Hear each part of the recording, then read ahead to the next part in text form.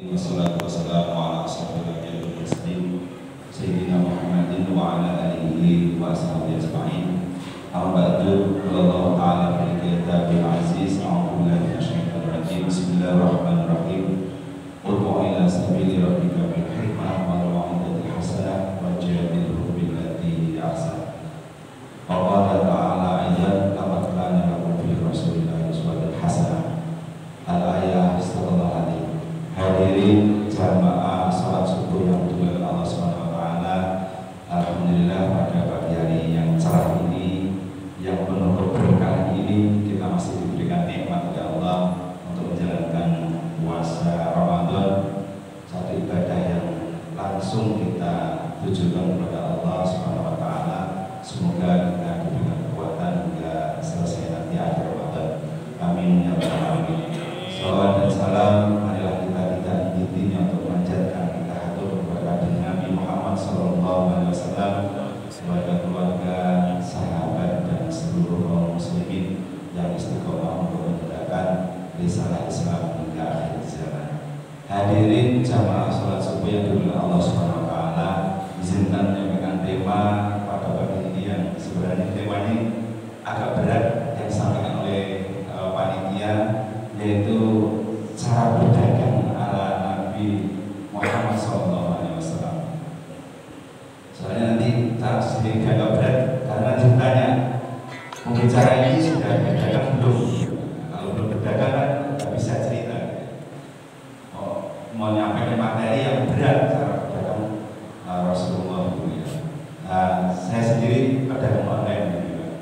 Selain mengajar dan pedagang online. Jadi nanti kalau dibuka di klik di Google www, tapi jangan www Google ya, www ya, itu nanti pun basis buku gitu aja, buku misal buku media massa itu ada di Bukalapak, di Shopee dan sebagainya itu ada, itu bisa cerita sedikit.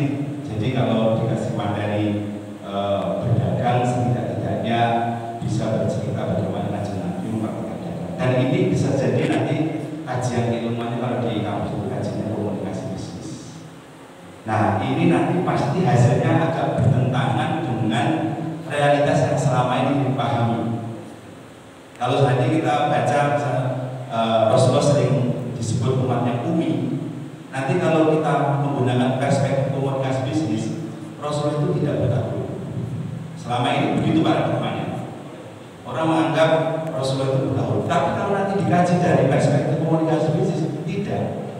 Kenapa demikian? Ada 4 sifat berdagang atau bisnisnya Rasulullah yang itu bisa menjadi inspirasi oleh umat Islam sampai hari ini. Yang insya Allah nanti kalau kita baca di beberapa referensi cukup banyak diterangkan.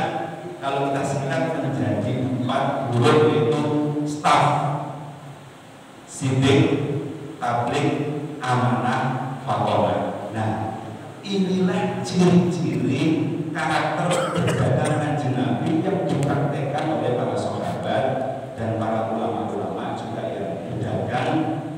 Ada 4 karakter atau sifat dari berdagang Rasulullah. Yang pertama adalah sidik, benar.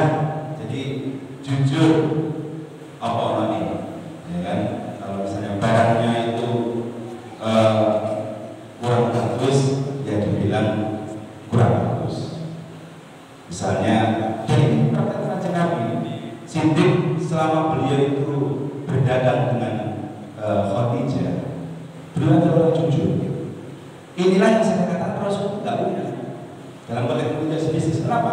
Tahu barangnya, jenis barang yang akan didagangkan, berapa beratnya, ya kan? Berapa tonasenya misalnya, dan bagaimana karakter barang yang didagangkan oleh Rasulullah ketika berbisnis dengan Khadijah. Jadi tahu harganya berapa, misalnya kurma itu 1 kilo berapa. Berarti dalam konteks komunikasi bisnis Rasulullah tidak tahu barangnya, tahu harganya, dan tahu jarak mengantar kemana.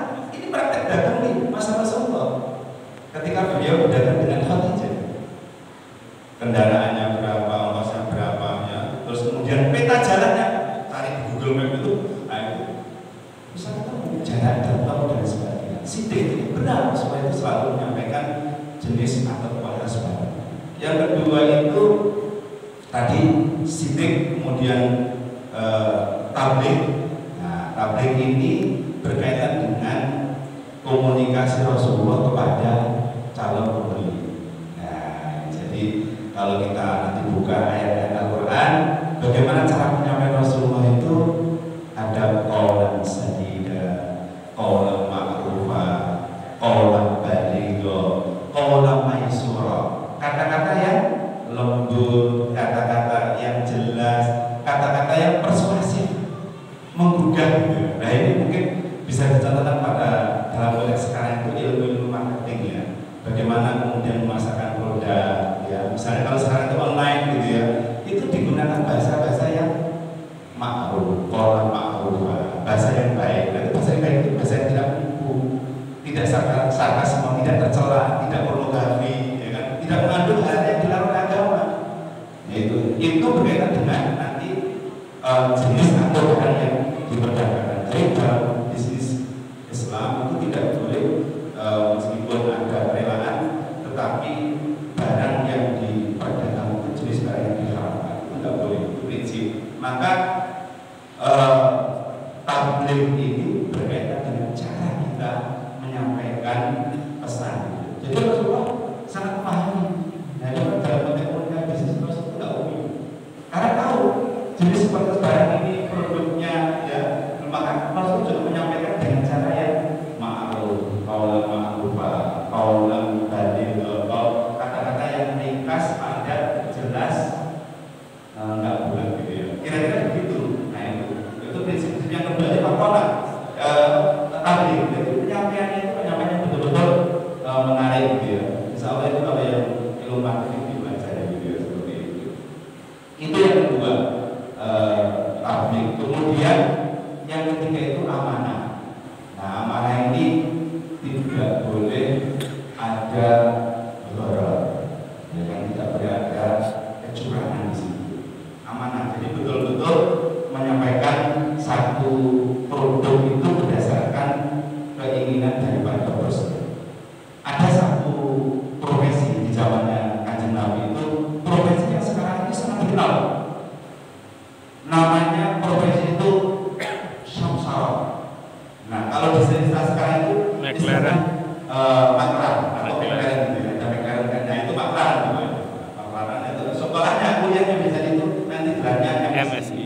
Maklaran sembarang ISO. Nah, itu berkaitan dengan apa namanya samsara. Jadi dulu samsara, broker, maklar itu pekerjaannya halal.